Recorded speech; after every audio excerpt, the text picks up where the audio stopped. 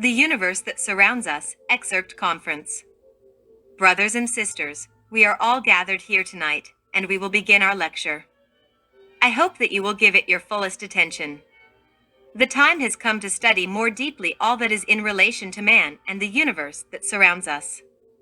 First of all, it is indispensable to understand in depth the processes of life and death.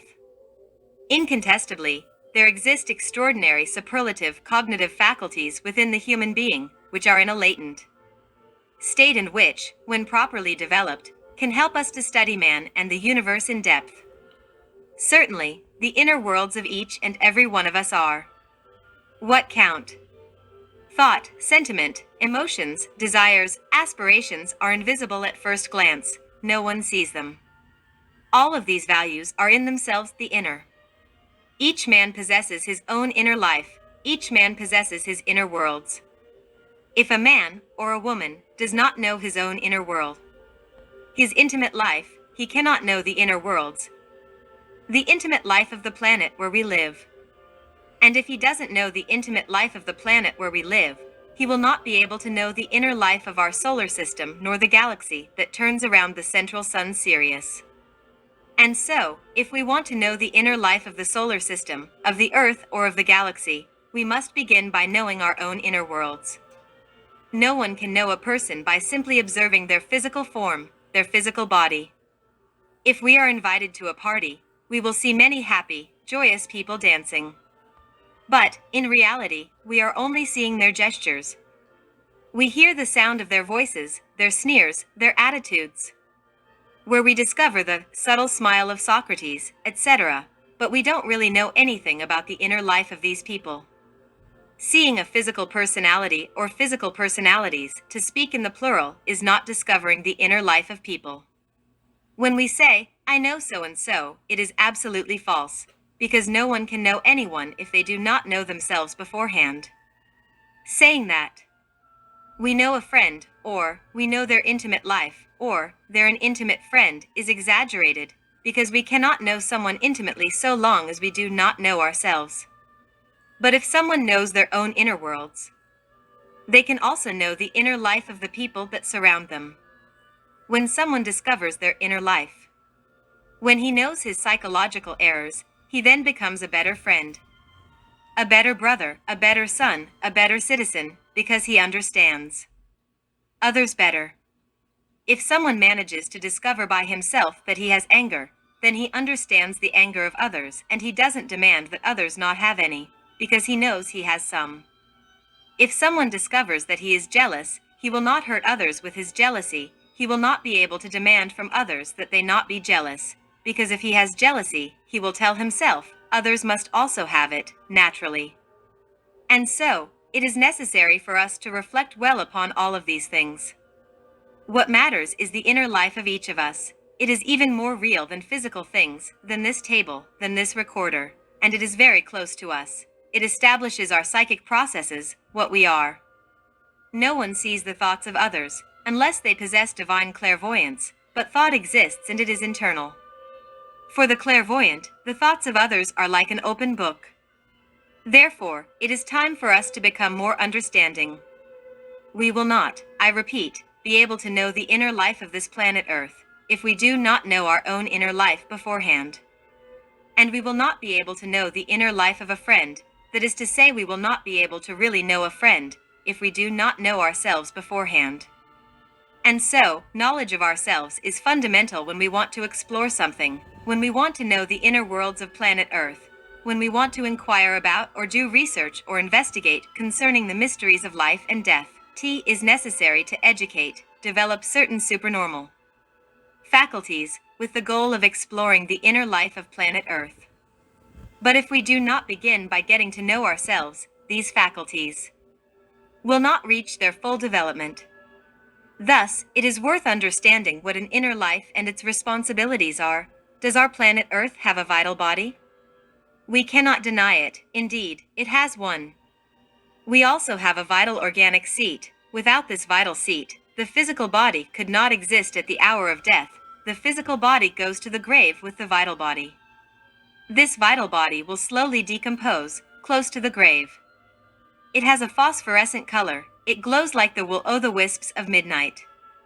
Clairvoyants, generally, even see the vital body close to the graves, slowly decomposing as the physical body also decomposes.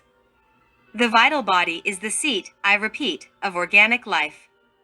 No physical body could function without this nexus formativus. Without this vital body that is fundamental for biology, chemistry, physiology, etc. It is urgent, pressing, and imperative to deepen this question. But what is the vital world like? Because if we possess a vital body, the planet Earth must also possess one. Evidently, the vital body of planet Earth is the Eden, the paradise, the promised land of which Moses, the great Kabbalist initiate, the great Hebrew legislator, spoke. Whoever develops the extraordinary faculties of the vital body will be able to travel to Eden with this vehicle. I do not mean that the entirety of the vital body can be used to travel in paradise. The vital body has 4 ethers. There is the chemical ether, which serves as a base for the chemical forces that work in the organism in the processes of assimilation as well as elimination. Secondly, there is the ether of life. This one is in direct relation to the processes of reproduction of the race. Thirdly, there is the luminous ether, which is in relation to perceptions, calories, etc. And finally, the reflective ether, which is the vehicle of imagination and will.so, the vital body possesses 4 ethers, and it is the foundation of organic life. The initiate can extract the 2 superior ethers of the vital body to travel in the region of Eden. These 2 superior ethers are, I repeat, the luminous and the reflective. With such a vehicle we can study Eden, the terrestrial paradise. Those who think that the earthly paradise was situated in such and such location of the earth are mistaken.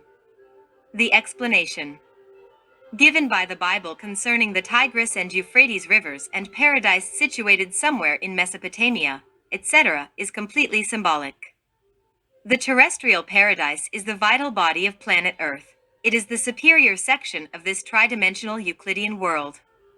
The terrestrial vital body serves as the seat for the organic life of our entire Earth.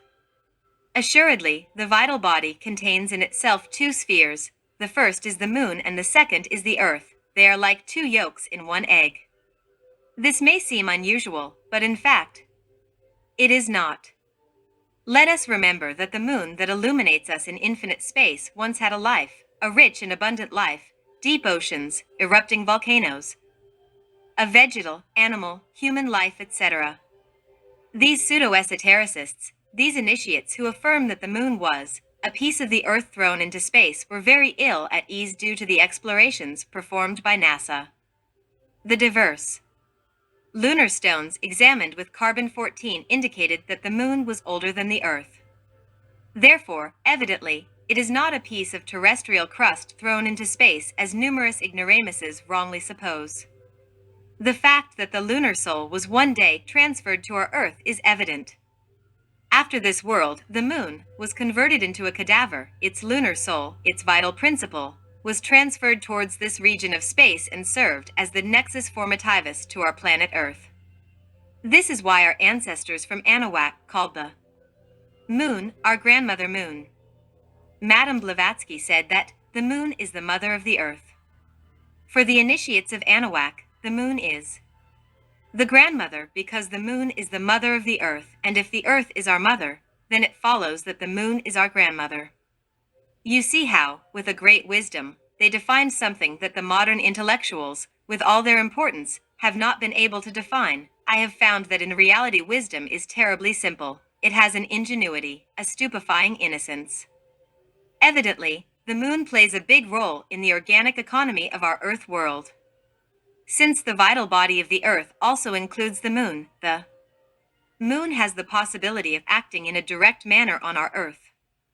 On organisms, etc., we know well which role she plays in relation to the high and low tides. We know well her relation to the ovarian functions of the feminine sex.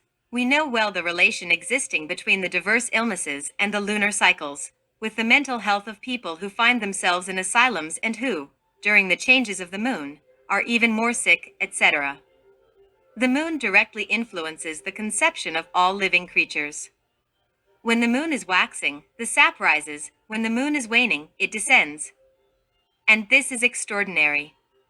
And so, the investigation of the vital world is something very much worth undertaking. In Eden, that is to say in the vital world, exist veritable marvels. He who knows how to travel in paradise with his vital body can see the existing human races there. There are races of paradise that live in the fourth vertical who are human. They live alongside us but are invisible to us. I know one of these races. They have a physical body and reproduce like us. They live in our surroundings without people being able to see them because of the different modifications of matter. There are human races who have not yet left paradise and who are joyous, happy, people of flesh and bone, invisible to the people who live in the tridimensional Euclidean region, heavenly people, paradisiacal, who have not yet eaten of this fruit of which we have been told, do not eat of it, for if you eat from this fruit, you will die, people who have obeyed this commandment. The vital ordinic world is very beautiful. There, the mountains are transparent like crystal and they have a lovely blue color. The oceans are blue as well as the fields.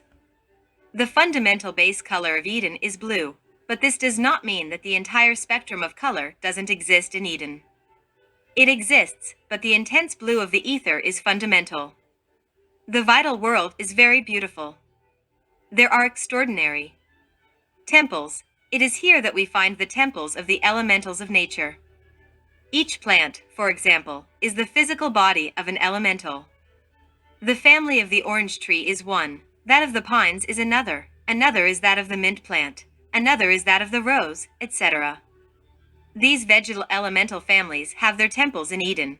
It is there that these innocent creatures gather in order to receive instructions from the devas who govern them.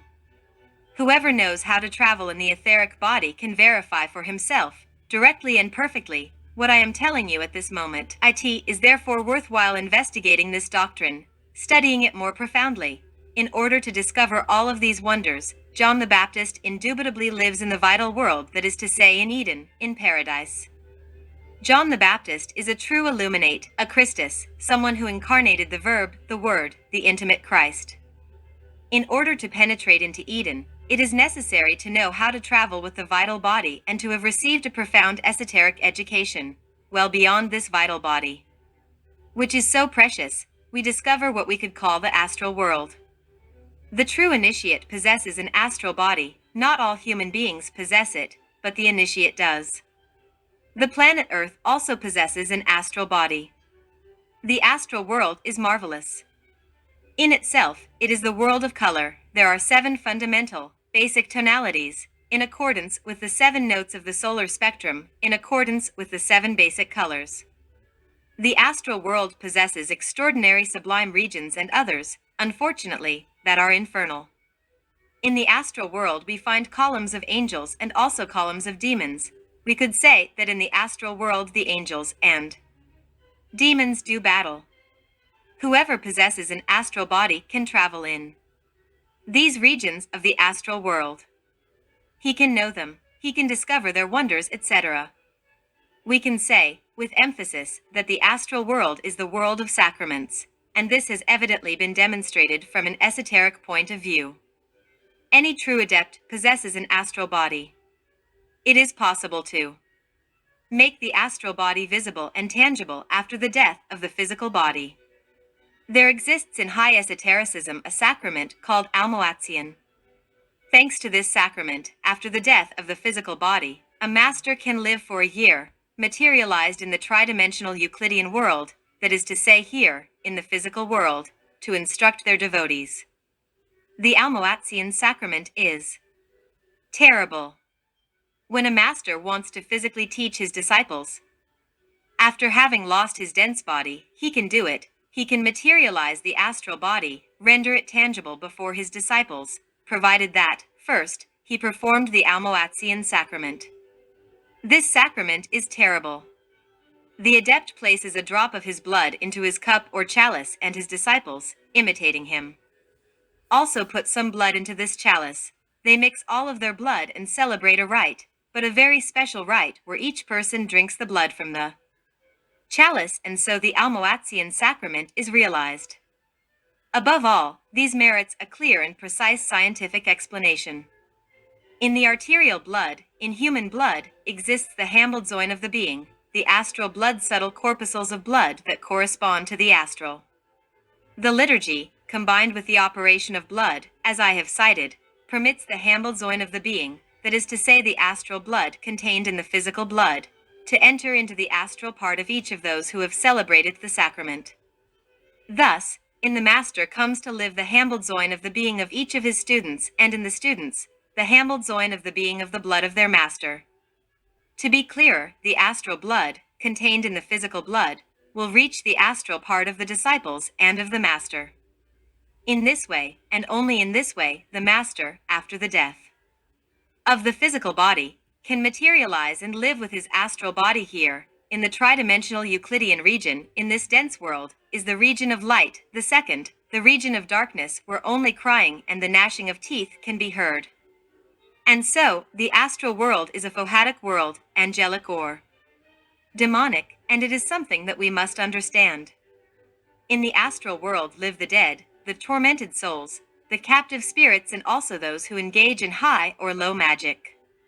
In the astral world we will find either Elohim Geber or Andromlech, Michael or his antithesis, Chavahat, Raphael or Lilith or Nehema, Michael or Lucifer, etc.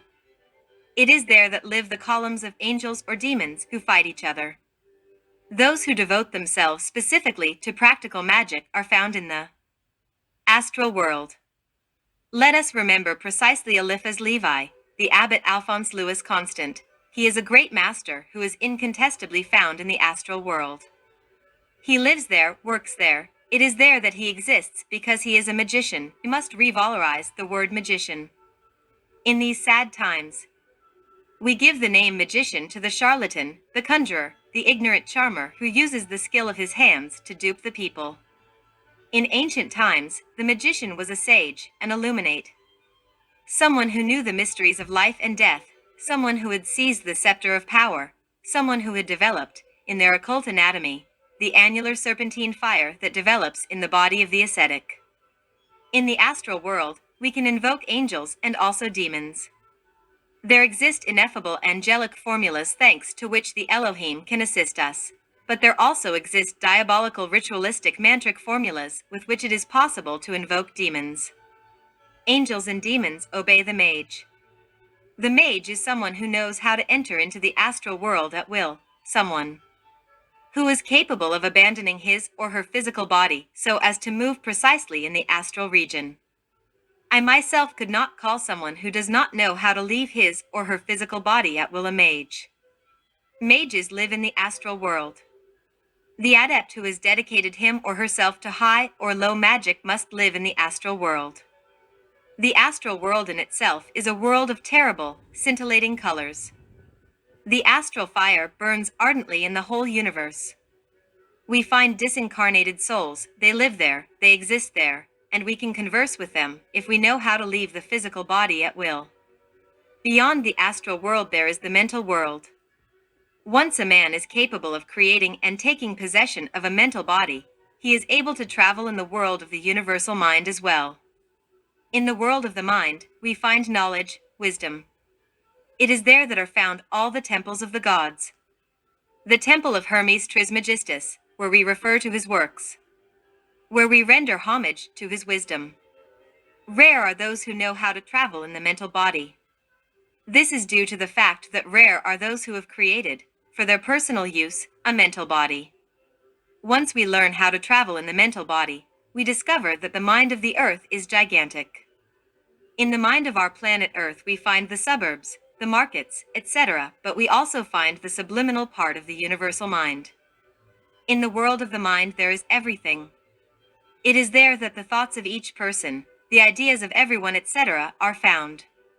Certain souls who, in their life, had good behavior, are rewarded. During a certain amount of time, they live in the devachan, that is to say in the region of the superior mind, and they go as far as visiting the causal world, even if, later on, once the reward has ended, they must return again once more to a new physical body.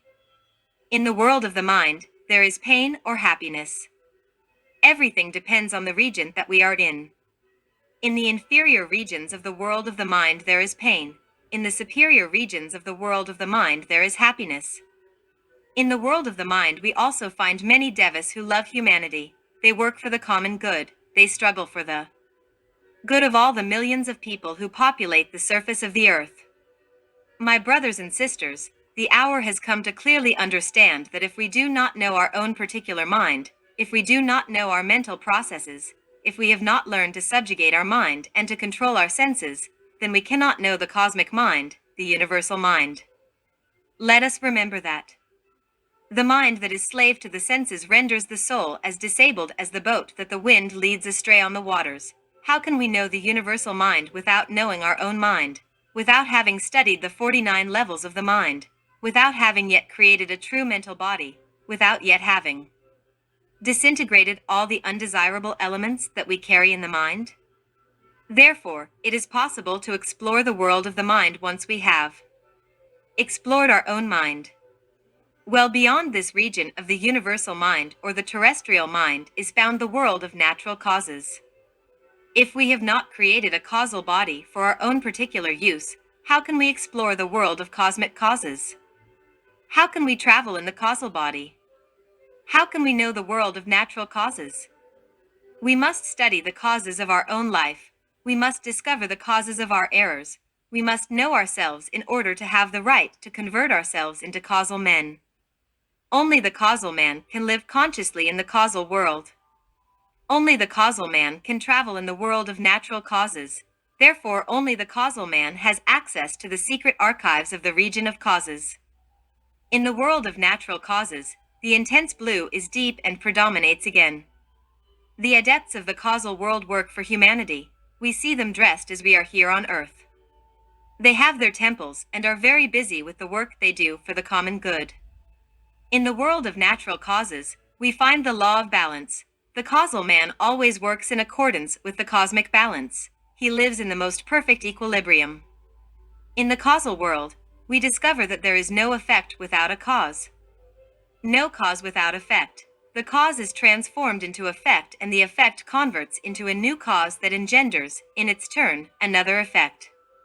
The laws of cause and effect are real and can be understood in depth through investigations in the world of natural causes.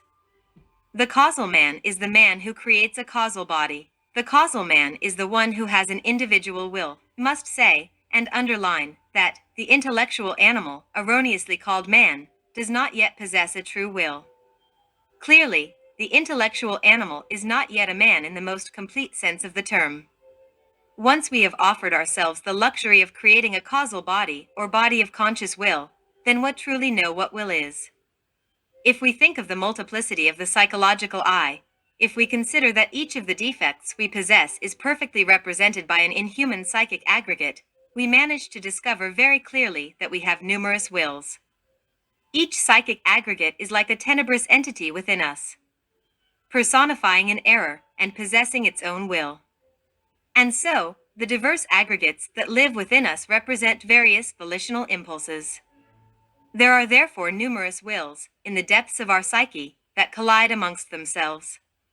The intellectual animal does not possess an autonomous, independent, whole, totally unified will. There is no unity in the will of the intellectual animal. But once a man has created the body of conscious will, he then has a single will that he can use in the entire universe. In the world of natural causes, we find the causal men, those who have created the body of conscious will. How can we know the causal world without knowing, beforehand, the causes of our own errors? How can we know the causal world while we do not know our own mistaken causes? In truth, I repeat, he who wants to know the inner worlds of the planet Earth must, before anything, start by knowing his own inner worlds. This requires self-exploration and conscious work on ourselves. Beyond the world of conscious will, we find the Buddhic or intuitive world. Evidently, we cannot enter the Buddhic or intuitive world without knowing, firsthand, our own intuitive reality, without having, firsthand, developed our intuition. There exists a distinct difference between the process of comparative reasoning and intuition. The reason relies on the process of comparison. This is white because that is black. or vice versa. Intuition is different. It is the direct perception of the truth without the depressing process of choosing. In the Buddhic or intuitive world exists intuition. Well above the region of intuition is found the region of Atman, the ineffable. But in the region of intuition, we discover the wisdom of the universe, of all that is, all that was, and all that shall be. In the intuitive or Buddhic world is found ineffable wisdom, fraternity, unity, unitotality, love.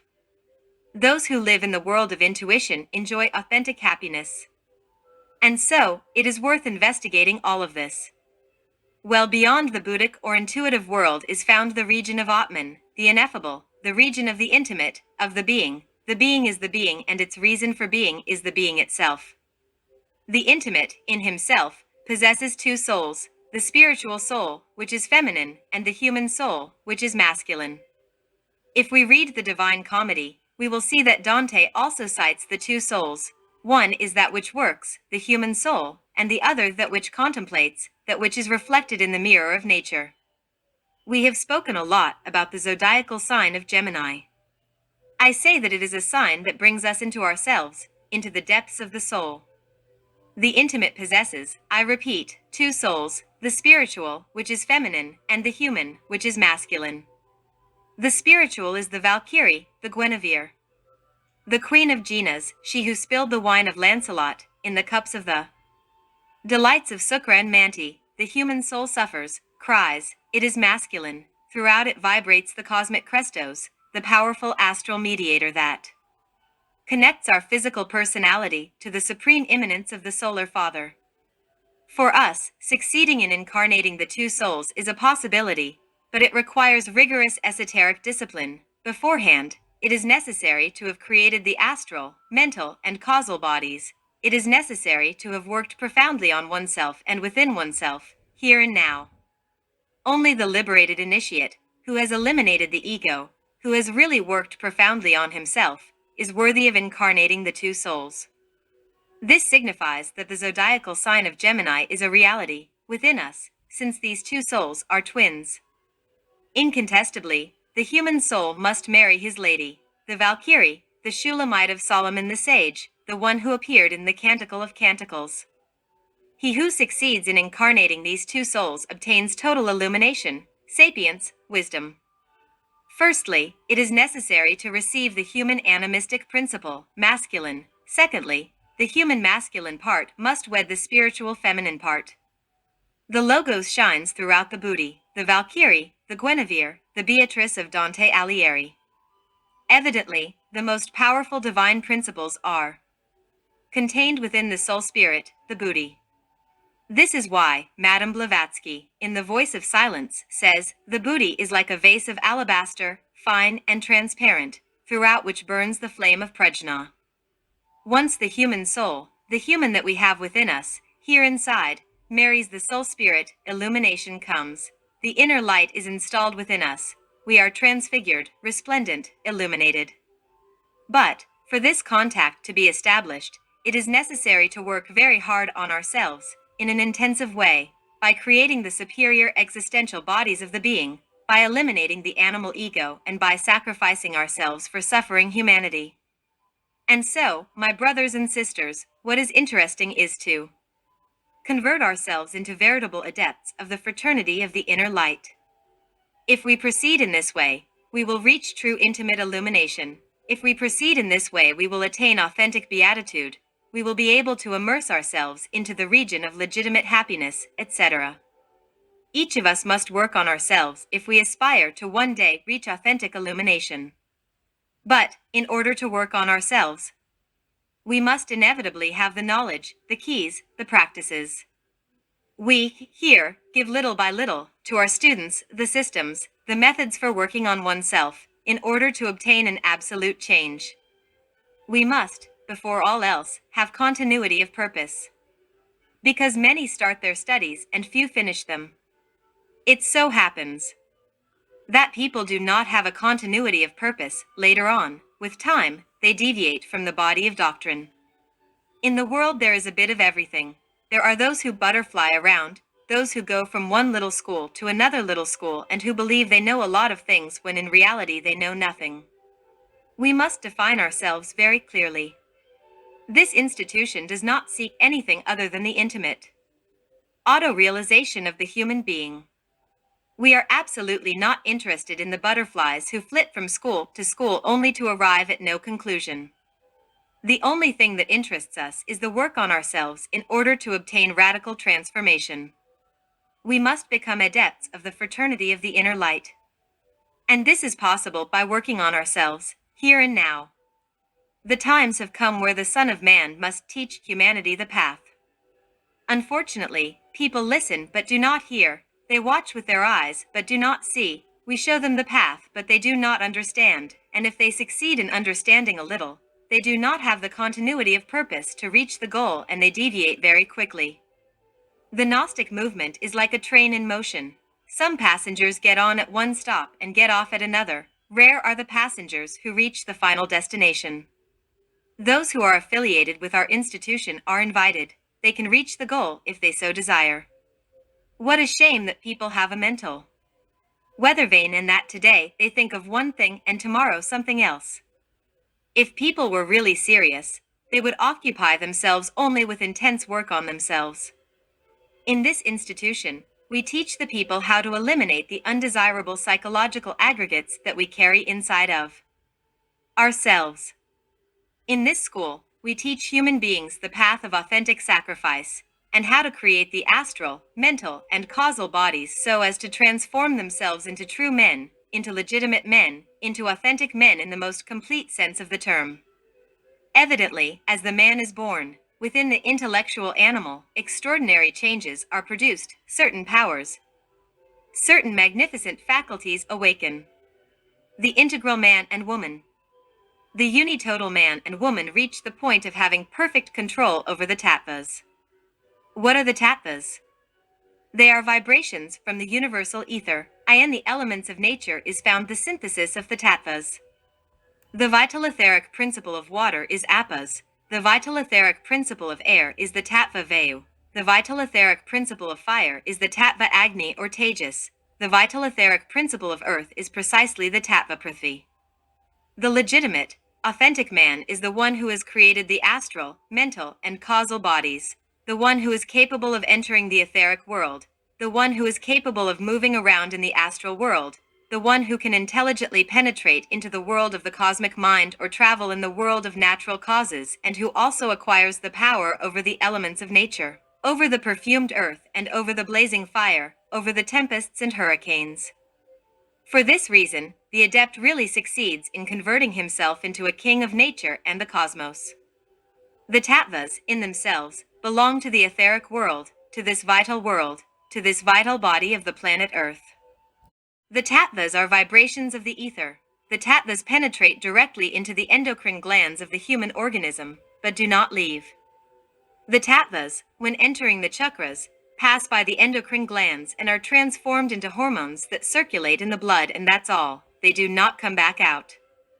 Awakening the tattvic powers is stupefying, but this is only possible for the authentic man, for he who is capable of living consciously in the astral world, or for he who knows how to travel in the mental world, or for the causal man who has established his center of gravity precisely in the world of natural causes. An auto-realized adept is a man in the most complete sense of the term. He is a king of creation because he uses the tattvas, because he can manipulate them at will. A man who governs fire, air, water, and earth, who is capable of stopping storms, etc., who is apt at using the tattvas, he is a real man, an auto-realized master, someone who knows the superior worlds. The moment has come, for each of us, to struggle for our own auto-realization. The moment has come for each of you to know your own inner worlds, to know the inner worlds of your friends and of the planet Earth, of the solar system and the galaxy in which we live. Being a man, in the most complete sense of the term, is something very grand. But a true man is only one who has created the superior existential bodies of the being and established himself as a citizen of the superior worlds. A true man is therefore someone who has succeeded in dominating the elements of nature, not only in the cosmos, but within himself, here and now. If a true man does not learn how to dominate the intelligent principles of his own physical body represented by the atomic gnomes or elementals of his skeletal system, neither will he be able to dominate the gnomes of the planet on which we live, the gnomes who live amidst the rocks of the earth. If an authentic man cannot dominate the agitation of the atomic undines who live in his seminal waters and in the lymph, neither will he be able to dominate the undines and aquatic elementals of the rivers and oceans. If a true man cannot dominate the air of his lungs, if he does not have the capacity of really controlling the elementals of his own mind, who play with the substance of his mind, bubbling and palpitating amidst his intelligent concerns, neither will he have the power to dominate the sylphs of nature, who govern the clouds and provoke the hurricanes and the tempests. If a real, authentic man does not perfectly dominate his igneous principles, if he cannot dominate his ardent sexual impulsions, if he is a victim of his own atomic salamanders, neither will he be able to dominate the igneous elementals of the erupting volcanoes or the fire inside the planet on which we live. And so, in order to handle the tattvas, we must start by handling our own impulsions within ourselves, the natural elements that we have inside of us. If a man does not learn how to dominate his body, he will not be able to dominate the great body named Earth. If a man does not learn how to dominate his own vital body, neither will he be able to manipulate the tattvas. If a man does not learn how to dominate his own emotions and personal desires, neither will he be able to handle the astral current of the planet Earth. If a man is not master of his mind, neither will he be able to be master of the universal mind. If a man is not master of his personal will, neither will he be able to be master of the cosmic will. He who wants to sit on the throne of commandment over nature must first take possession of himself, become master of himself, lord of himself. Being a king of nature is something grandiose. But it is not possible to be king of creation if beforehand we do not become king of ourselves. In order to become king of ourselves, it is indispensable to learn how to deny oneself. Rare are those who know how to deny themselves. Only he who learns how to deny himself can sit on the throne of command to govern all of nature. Only the man who learns how to deny himself acquires the power over the fire of the erupting volcanoes and can make the earth tremble. Only the man who learns how to deny himself can calm the storms. Only the man who learns how to deny himself can unleash the hurricanes. As long as people have not learned how to deny themselves, they are weak, incapable creatures who are victims of circumstance. To deny oneself is apparently very easy. In theory, away from the heat of the action, anyone feels capable of denying themselves. In the heat of the moment, it's different. I will give you an example of self-denial. I appeal to the issue of marriage to give you an idea. Let us take the case of someone who gets married and is an alchemist. We know well that the alchemist handles the vitriol, malleable flexible liquid glass, or, in other terms, the sacred sperm or, as we also call it, the mercury, the raw mercury. Evidently, an alchemist can never spill the vase of Hermes. I could not conceive of an alchemist who would dedicate themselves to the great work and would spill the vase of Hermes Trismegistus, the three-time great god Ibis Thoth, or, in other more concrete terms, who would reach ejaculation of the ens seminis during chemical copulation. If the alchemist proceeded in this fashion, he would thereby fail in the science of metallic transformation. But if he marries, he knows that because of sexual overexcitation, if he performs the connection of the lingam yoni on his first wedding night, he could lose the mercury of the secret philosophy. Meanwhile, there is a grave danger. The Athenor, that is to say his wife, may demand that he perform chemical copulation, but if he knows that he will fail, it will be necessary for him to deny himself. He must deny himself even if the priestess protests. Away from the heat of the action, everyone says that it's simple, but in the heat of the moment no one is capable of doing it. Now, suppose that we're not talking about the masculine element. Suppose that a woman who is dedicated to alchemy and to the mastery of the esoteric sciences marries.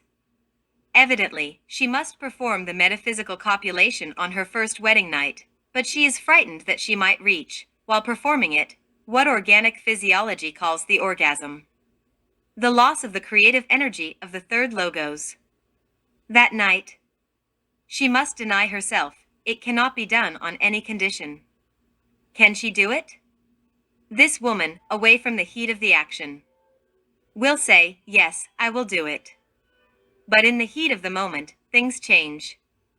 And I am just giving you a little idea, a model of what it is to deny oneself. It is something terrible. As long as a man or a woman do not deny themselves, that they are not able to sacrifice their animal side for the love of the intimate Christ, the Logos, they will not be able to sit on the commanding throne of nature to govern the entire universe. He who wants the power can get it by denying himself. We have a concrete example in the power of becoming invisible. It is possible to obtain this power, and it is marvelous. But we must deny ourselves. If, at the moment when a loved one breathes their last breath, we renounce the pain that such a loss causes us, there is negation of oneself. It is natural that in seeing our mother die, our son, our brother, or our earthly father, we may sink into despair. But if, at this precise instant, we deny ourselves and this pain is sacrificed in the name of the esoteric power for obtaining invisibility, if, at that moment, we transform this supreme pain, thanks to conscious meditation, into the power to make ourselves invisible, the reality will be that we obtain, for this reason, a very precious power. But who can do it? Who is really capable of smiling, of renouncing pain at the deathbed of their mother? Who will be capable of sacrificing this pain, of renouncing it at their father's bed or their deceased spouse? Impossible. It is very hard to find someone who has this capacity. So then, how do we learn how to become invisible if we are not capable of acquiring this power? In order to attain it, it is necessary for us to deny ourselves, and if we do not deny ourselves, will we obtain this power by chance? The powers are before us, but they involve sacrifice and the negation of oneself. For example, the fuel that moves a machine that pulls a railway wagon must be sacrificed on the altar of motor energy, which makes the whole train function. We see therefore that this fuel, by its sacrifice, is converted into a distinct force. It converts itself into movement, into power. That moves a vehicle along the tracks, it's evident. And so, any inferior force can be transformed, thanks to sacrifice, into a completely different force that has distinct characteristics. The technique is to learn how to deny oneself in order to transform, thanks to sacrifice, an inferior force into another superior and different type. It is only this way, by proceeding in this way, by transforming ourselves in this manner, in this fashion, that it is really possible to become the kings of the Tattvas, men in the most complete sense of the word, solar men, God-men. The hour has come for us to meditate a little on the ancient times of Arcadia, when milk and honey emanated from the rivers of the waters of pure life. Man had power over the elements of nature. He therefore spoke the very pure verb of the divine language that, like a river of gold, flows beneath the thick forest of the sun. It was the age of Titans, the age in which milk and honey emanated from the rivers of pure water. And so, mine and yours did not exist. Everything belonged to everyone, and anyone could pick from the neighbor's tree without fear. Humanity had not degenerated. It possessed the power over the Tattvas. Now, it is necessary to regain this power. But in order to obtain such faculties, sacrifice, the renunciation of oneself, radical transformation, are necessary. In this institution, we will teach you the path that will lead you to the Superman. The hour of the Superman has arrived. It is the hour to begin creating man. Indisputably, first of all, there will be the creation of man, and then we will enter into the realm of the Superman. Man, in himself, is grandiose. He is the king of nature and the cosmos. The Superman is beyond that. The Superman is man who has succeeded in integrating with divinity. In the secret doctrine of Anahuac, it is said that the gods created the men out of wood, and after having created them, they fused them with divinity. Then, it is added, the men did not all succeed in fusing with divinity. So firstly we must create man, fusing him with divinity. Comes second. When man joins with divinity, he is converted into The Superman of Nietzsche. The Superman is a terrible reality. We must get out of this lamentable state in which we find ourselves. Up until now, we are just miserable dregs in the mud of the world. We must regenerate ourselves and then integrate ourselves with divinity. Living this way, just to survive, living just to eat and exist like parasites on the skin of this very large animal called Earth is 100% absurd. Now is the time to understand that we must change intimately. And so, my brothers and sisters, we must study more and more profoundly this whole body of doctrine, disintegrate the ego, create the superior existential bodies of the being and sacrifice ourselves for humanity. This is the obvious path to follow. Now, I will give you the opportunity to ask questions you have, related to the theme discussed tonight. Come now, you can ask with the most complete freedom. Yes, my brother. Disciple, master, in the end, is it necessary to be honest with ourselves? Master, absolutely, yes. Because if someone is not honest with themselves, they are cheating themselves. And if they are cheating themselves, they are harming themselves. Disciple, do we have our own moral code? Master, yes, each people has its own morals. Morals are a slave to customs, of epochs and places. What was moral before is immoral today, and vice versa. What is moral in one country is immoral in another. Morals are also the daughter of prejudice. It is necessary to go beyond all moral codes. It is necessary to enter into the kingdom of creative comprehension, in the kingdom of the Superman. Another question?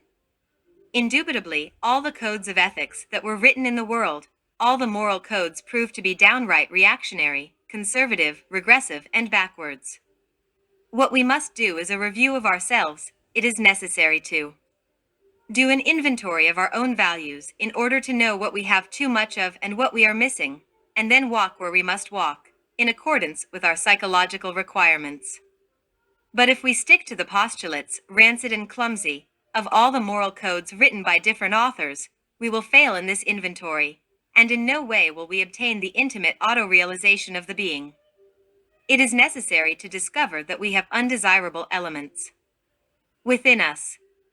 Are anger, greed, lust, envy, pride, sloth, and gluttony something beautiful, by any chance? We have terrifying defects. It is necessary to disintegrate them. It is necessary to reduce them to cosmic dust. It is only in this way that consciousness may awaken. An illuminated consciousness, an awakened consciousness, can see the path and walk it firmly. But if we do not disintegrate the undesirable elements that we carry within ourselves, obviously, the awakening will be impossible. How, therefore, can a sleeping man investigate life in the superior worlds, in the astral, in the mental, in the causal? In order to be a competent investigator of life in the superior worlds, we must above all be awakened. It is not possible to obtain the awakening of the consciousness as long as within us there continue to exist all of these negative and detrimental values that we carry in ourselves, that is to say, all of our defects of a psychological type. Is there another question? Disciple, master, a long time ago, I asked myself if there was, on this planet Earth, anyone who didn't have all of this. Master, it would be good if you finished specifying your question. Disciple, well, in relation to all that you just explained, master, all the defects, we realize that from instant to instant man is exposed to error, but we are numerous on the path, and here we do not find this man. I cannot ask you, master, if you are one of them, but, on the other hand, I can ask you, from the depths of my being, your answer to this. Master, first of all, I thank you for your good intentions, your beautiful words, the sincerity in your heart. Evidently, so long as we have not eliminated from ourselves all of these undesirable elements that we carry, this ray of light will be impossible. But if we die in ourselves, if we succeed in dissolving the animal ego, this ray will not only shine in us, but will also project out onto the multitudes. Consequently, it is necessary that we do an inventory of ourselves, as I have already said, in order to know what we have too much of and what we are missing. Because many virtues that we think we have, we don't. We are missing many qualities, and we must acquire them. And so, my brothers and sisters, now is the time to be sincere with ourselves, to auto-discover ourselves, to really resolve to eliminate our defects of a psychological type. Another question, brothers and sisters? You can speak. Disciple, the path is uniquely personal. No one else can walk it in our place, or can we walk it in another manner, since we said earlier that the Christ forgave the sins of a man and that he dissolved all the egos that he had? Master, of course, each of us must do the work on ourselves. The Master can only show the path, and that's all. It is obviously in the field of practical life. In relation to our friends, our parents, in the street, in the temple, at school, or at work that we must auto-discover ourselves. Auto-discovery exists in social relations once we are alert and vigilant like the watchman in times of war. It so happens that in social relations the concealed defects spontaneously arise, and if we are alert like the watchman in times of war, then we will see them.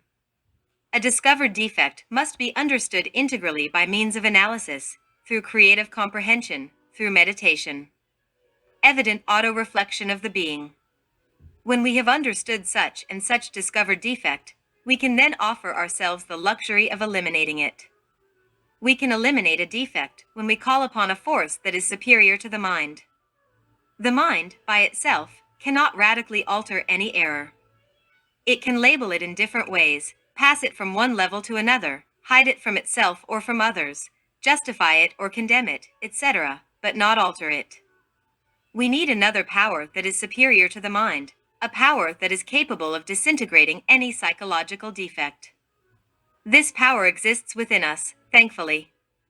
I am referring, in an emphatic manner, to Devi Kundalini Shakti, the igneous serpent of our magical powers, the personal, individual Fohat, this variant of our own being that the Hindus call Kundalini.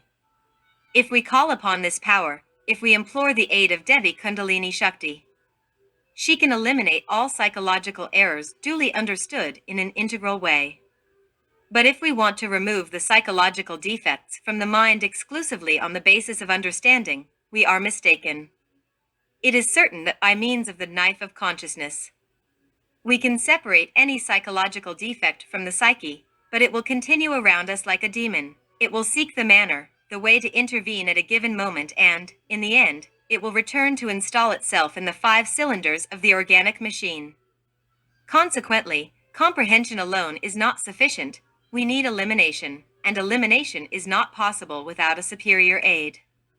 We need this Fohat, this sacred flame that develops in the spine of the Gnostic ascetic.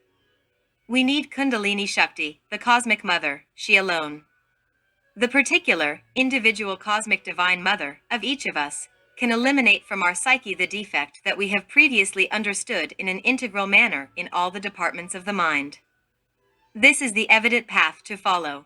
It is necessary to discover a defect. It is necessary then to understand it and, finally, eliminate it. Spies, during war, firstly, we observe them, secondly, we make them sit on a bench and accuse them, and, thirdly, we bring them to the firing squad. We must do the same with our psychological defects, with the I defects, with the egos that we carry within ourselves. Is there another question? Disciple, when referring to the cosmic mother, who made reference previously to the 2 souls that we have, the human and the spiritual, the cosmic mother refers to the spiritual soul? Master. No, I am not referring to that. I am referring to the sacred cobra of the Eleusinian mysteries. They call her Kundalini Shakti, a variant, I repeat, of our own being. It is only through the knowledge of occult anatomy that we can know what Kundalini represents in our spinal cord. Of course, Kundalini, I repeat, is a part of our own being, but derived. So, we represent the Mother Kundalini, the sacred cobra of ancient mysteries, the divine viper, by Isis, Adonia, Insibert, Rhea, Cybele, Tenansin, etc. Each of us has, in our intimate secret being, our particular individual mother. Only she, our particular, individual divine mother, who we call Tenansin or simply Isis, Adonia or whatever, she is what has been and what shall always be, this blessed viper, this cobra of ancient mysteries, is the only one who has the power to disintegrate any psychological defect previously understood in all the departments of the mind. Disciple, then, in order to eliminate the egos, is it necessary to have this knowledge of occult anatomy? Master, in order to eliminate the different is that personify our errors. The only thing that is necessary is knowing how to love. If a man does not love his own divine mother, he will not be able to disintegrate the egos. The ungrateful son does not progress in his studies. But if we truly love our particular intimate mother, represented by Mary, Maya, Isis, Adonia, Rhea, Cybele, etc., then we can disintegrate our defects, we will be assisted. Disciple, but if we do not know this mother, how is it possible to love her if this knowledge is only abstract and we have not had an experience in order to communicate with her and love her? Master, all the sages of antiquity have spoken to us of a mother god. I am not citing anything new. Even Christianity symbolizes the mother god with Mary, Maya. With regard to the Egyptians, this feminine god or mother is symbolized by Isis. For the Hebrews, she is represented by Adonia. She is also represented by Cybele in ancient Crete, or by the chaste Diana for the Greeks, or by Tenantzin, here, in our Mexican homeland. I am not saying anything new. I am saying that we must love our mother god. This mother god is within us and not outside of us. She is, I repeat, a variant of our own being. I am explaining, but derived. I am telling you that if we know how to love Mother God, we can obtain the elimination of our psychological defects. But, for this, I do not see the necessity of theorizing. Love, that's all. A child speaks to his or her mother without needing a bunch of theories or a lot of analysis. We can also speak to our divine, ineffable mother, no matter what name we give her, Mary or Isis. Or as we want, but we can speak to her with true love, by begging her to disintegrate the defect that we have understood in all the levels of the mind. It's a question of the heart, it's a question of knowing how to love. Another question, my brothers and sisters? Disciple, when we refer to the levels of the mind, could you name them? Master, it would take too long to name them. There exist 49 subconscious levels, which are represented by the 49 notes of an ancient instrument invented by initiate brothers in ancient China. In ancient times, when we wanted to reach samadhi, ecstasy, it was necessary, before anything else, to reach the most complete quietude and silence in our mind, not only in the simply intellectual level, but also in the second, related to the subconscious, or in the third, or in the fourth, even deeper, or in the 48th or the 49th. When we managed to calm the mind, to bring it the most profound silence at all the levels, then the essence would escape in order to experience Satori. The 49 levels of the mind cannot be explained from a purely dialectical point of view. To understand the 49 levels, we need music, the law of the eternal heptaparaparshanok. We also need the Ayatapan, this instrument that two initiate brothers invented in ancient China and that gave the 49 notes corresponding precisely to the 49 levels of the mind. But this is too complicated for the student. Once we advance in regard to ourselves, we will discover level upon level, without anyone showing it to us. We will discover it ourselves, as we go deeper into ourselves, and then, one day, we will discover our 49 levels, not because someone told us, but rather directly for ourselves. That's all. Is there another question? Come now, who wants to ask something? May no one remain with doubts. This subject must be duly understood. Good, as I can see that you are all very silent, there is nothing left for me to tell you, my brothers and sisters.